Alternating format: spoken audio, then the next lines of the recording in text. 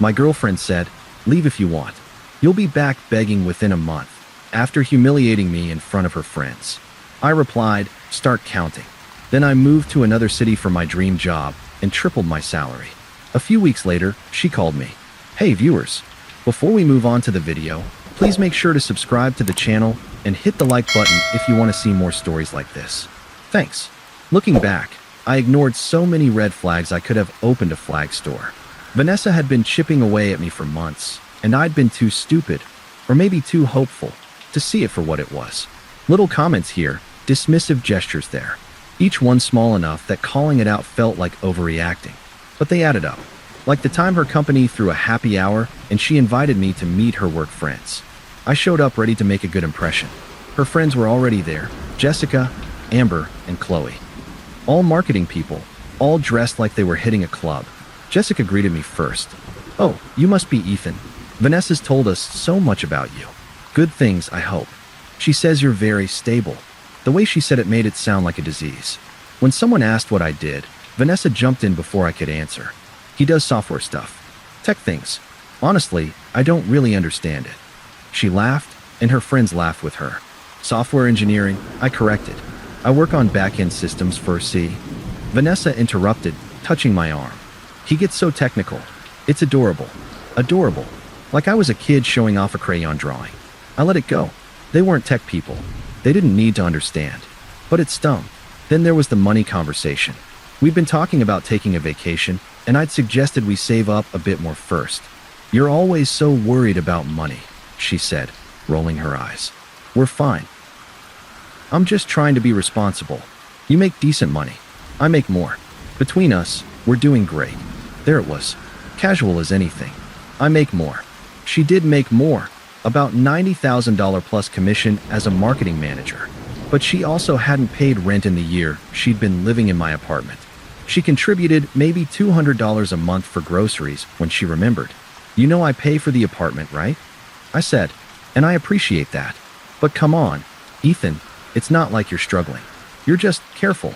Too careful sometimes." I wanted to point out that careful was why the rent was always paid. That careful was why we had any savings at all. But I didn't. I let it go. Big mistake. Another time, we were at her friend Qley's birthday thing. Some rooftop bar with $20 cocktails and a dress code I barely met. I was talking to some guy about his startup when Vanessa pulled me aside. "You need to stop doing that," she said. "Doing what?" "Talking about work. People's eyes glaze over when you start going on about code and systems." He asked what I did. I was answering. You were boring him. I could see it. She squeezed my arm. "Just talk about normal things. Sports. Travel. Not work. You talk about work constantly. That's different. Marketing is interesting. People get it." She kissed my cheek. "I'm just trying to help you make a good impression." So I spent the rest of the night talking about sports I didn't follow and trips I couldn't afford because I was paying rent for an apartment I basically lived in alone. All of this was building to something, but I didn't see it. Or maybe I did, and I just didn't want to believe it. Then I got the job offer. It came in an email that changed everything. A tech company in Austin. Senior software engineer. $185,000 base salary. I was making $68,000 at the time. This wasn't just a raise. It was a completely different life. I told Vanessa that night over dinner. I got a job offer. Senior engineer role in Austin. She barely looked up from her phone. "Austin? Like Texas?" "Yeah. Incredible opportunity. The salary alone is triple what I make now." She laughed. "You're not seriously considering moving to Texas?" "I am. It's the kind of role I've been wanting for years." "Ethan, be serious. My job is here. My friends are here. We have a life. You can't just uproot everything for more money." "It's not just more money.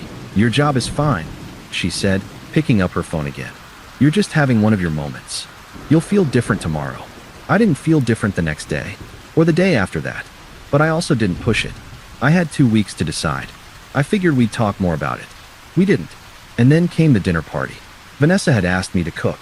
She always did when her friends came over because, as she put it, "You're actually good at it, and I'm not." I spent 2 hours making salmon with roasted vegetables and homemade pasta while she got ready. Makeup, hair, changing outfits 3 times. Her friends showed up right on time.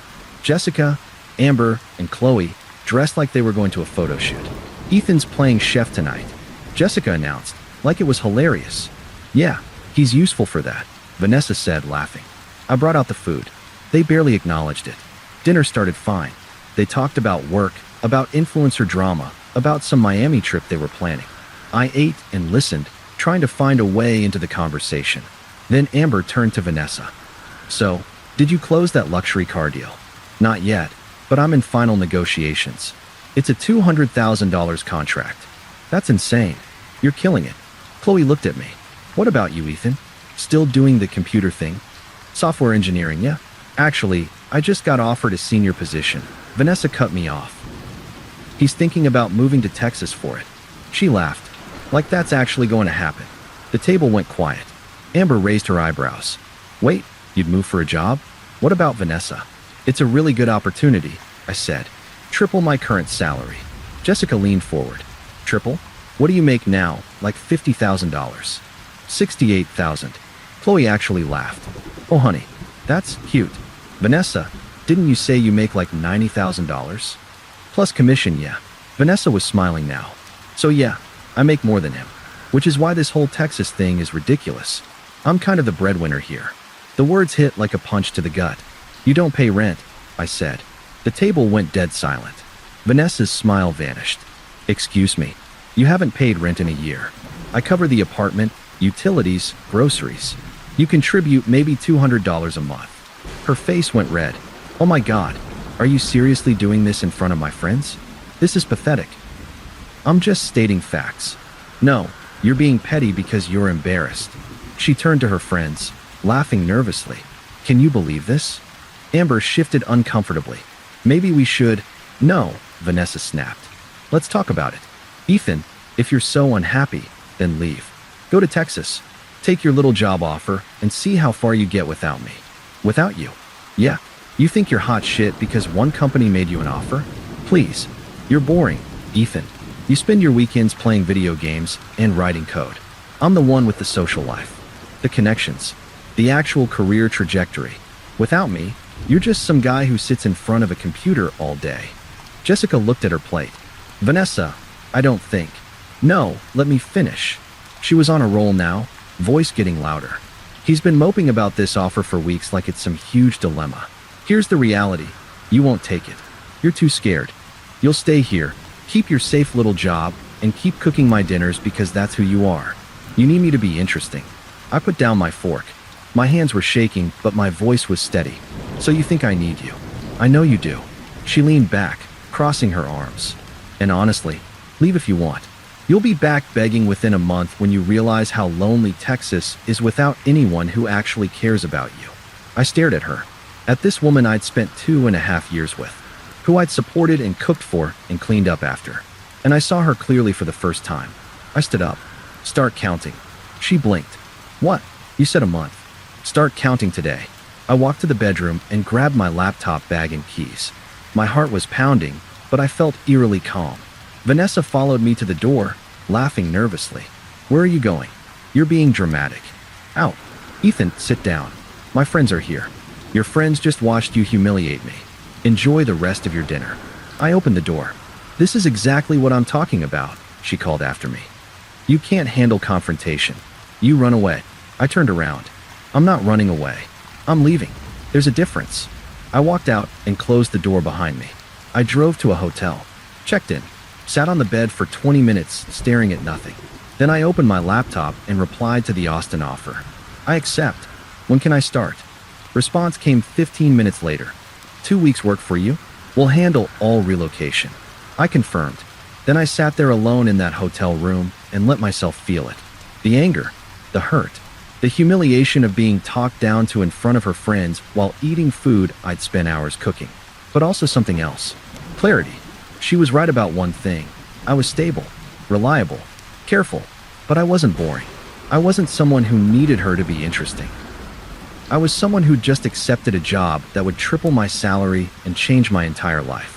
And she wasn't invited. The next morning, I went back to the apartment while Vanessa was at brunch with her friends.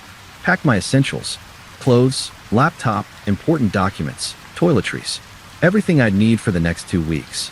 Then I wrote a note. Took the job. Moving to Austin in 2 weeks. Lease is in my name. You have 30 days to find a new place. I'll pay this month's rent to give you time. After that, you're on your own. Ethan left it on the kitchen counter with my key. Vanessa called 6 times that afternoon. I didn't answer. She texted, "Are you serious? You're throwing a tantrum over one dinner." I replied once, "Not a tantrum. A decision. You have 30 days. You can't just kick me out. We've been together over 2 years. Lease is in my name. You never paid rent. Legally, you're not a tenant. 30 days is generous. This is insane. My friends think you've lost your mind." I blocked her number. She called from Jessica's phone. Blocked that too. She showed up at my office. Security called up. "There's a Vanessa here to see you. Tell her I'm in a meeting. She says it's urgent. Tell her to leave or I'll file for harassment." She left. The next 2 weeks blurred together. I gave notice at my current job. My boss was disappointed but understanding. My team threw me a goodbye lunch. Turns out they actually liked me, respected me, thought I was good at what I did. Funny how I'd forgotten what that felt like. I hired movers and made arrangements for Austin. The company set me up with a relocation specialist who found me a great apartment downtown. Modern, clean, walking distance to the office. Vanessa tried everything. Texts from different numbers. Emails. She got her mom to call. "Ethan, this is ridiculous," her mom said. "Vanessa made a mistake, but you're being cruel. She has nowhere to go. She has 30 days. That's more than most people get. You're going to regret this when you're alone in Texas. Maybe, but I'll be making $185,000 a year while I regret it." I hung up. The day before I left, Vanessa showed up at the apartment while I was loading the moving truck. "You're really doing this," she said. She looked terrible. No makeup, eyes red, hair pulled back. "I am. Over what I said at dinner. You're that petty. Petty is humiliating your boyfriend in front of your friends while he cooks you dinner. This is just consequences." I didn't mean it. I was drunk and showing off. I know. That makes it worse. What does that even mean? It means that's what you really think of me. You just usually have the sense not to say it out loud. She started crying. "Please, we can fix this. I'll apologize to everyone. I don't care what you tell them." "Then what do you want?" "Nothing. From you, I want nothing." I got in my car. She stood there crying in the parking lot as I pulled away. I didn't look back. Austin was everything I needed it to be. The apartment was perfect. Modern, clean mind. No one else's clothes in the closet. No one else's mess. Just my space. The job was incredible. Smart team, collaborative environment, exciting work. My first week, my manager pulled me aside. "Just want to say, we're really glad to have you. Your interview was one of the strongest we've had." I almost didn't know how to respond. It had been so long since someone had said something like that. My first paycheck hit, $7,150 after taxes and benefits. That was more than I used to make in a month. Every 2 weeks, I bought new furniture, a proper desk setup, a real bed, art for the walls, joined a rock climbing gym, made friends, got invited to a climbing trip, went to a tech meetup, met people who understood what I did, who got excited about the same problems I was solving. I started remembering who I was before Vanessa convinced me I was boring. Through mutual friends, I heard updates. Vanessa had moved back in with her parents. Couldn't afford an apartment on her $90,000 salary when she actually had to pay rent. Her friends had stopped inviting her out. The dinner party incident had spread. Jessica apparently called it so cringe. She'd lost the car brand deal. Her work performance had tanked. She'd been asking everyone for my new number, my new address. I didn't care. For weeks after I moved, my phone rang. Austin area code. Didn't recognize the number. I almost didn't answer. "Hello, Ethan. Oh my God, you answered." My stomach dropped. "Vanessa, how did you get this number?" "I'm in Austin. I flew down. I needed to see you." "How did you get my address?" "Mark gave it to me." "Please, I'm downstairs. Can I come up?" "Mark, I'd deal with him later." "No, please. I flew all the way here." I went down to the lobby. She was sitting in a chair, looking rough. Tired. Not her usual polished self. "Nice building," she said when she saw me. "What are you doing here, Vanessa?" I needed to apologize. That dinner was a mistake. I was drunk and insecure, and I took it out on you. I didn't mean any of it. You said I was boring, that I need you to be interesting, that I'd be back begging. I was wrong. Look at you, new city, new job, new place. You're thriving. And I miss you. I miss us. I could get a job here. We could start fresh. I stared at her. You think I want you to move here? We were good together. Before I screwed up, I was insecure about your offer because it made me feel small. But I'm different now. Different how? I had to move back with my parents. My friends don't talk to me. I lost the car deal. Work's been awful. Everything fell apart without you. So you came here because you're desperate. I came here because I love you. No, you loved having someone to cook your dinners and pay your rent while you told your friends how much more successful you were. That's not fair. You made $90,000 and contributed $200 a month while calling yourself the breadwinner. She was crying now. I know. I was terrible. But people make mistakes. Don't I deserve a second chance? You told me I'd be back begging within a month. It's been 4 weeks. Here you are, in Austin, begging. Don't be cruel. I'm not being cruel. I'm being honest. You wanted me to stay small so you could feel big. Now I'm actually successful and you can't handle it. That's not true. You want me to be successful, but not more successful than you. That's why you hated the offer. Please, she whispered. Just give me another chance. No. Just like that. Just like that. I flew all the way here. I looked at her and felt nothing. You said I'd be lonely in Texas without anyone who cares. Turns out I made friends. Got invited to a climbing trip. My team actually respects what I do. I'm not lonely at all. Are you seeing someone? That's none of your business. Her face twisted. So you just moved on? Replaced me that fast. I didn't replace you. I upgraded my entire life. You were part of the old version. I turned toward the elevator. You'll regret this, she called. I flew all the way here. I looked back one last time. Start counting. The elevator doors closed. 2 months later, I got a LinkedIn message. Vanessa Morrison, saw your promotion to lead engineer. Congrats. You were right about everything. I hope you're happy. I read it once. Didn't respond. Closed LinkedIn. My phone buzzed. Text from my climbing buddy.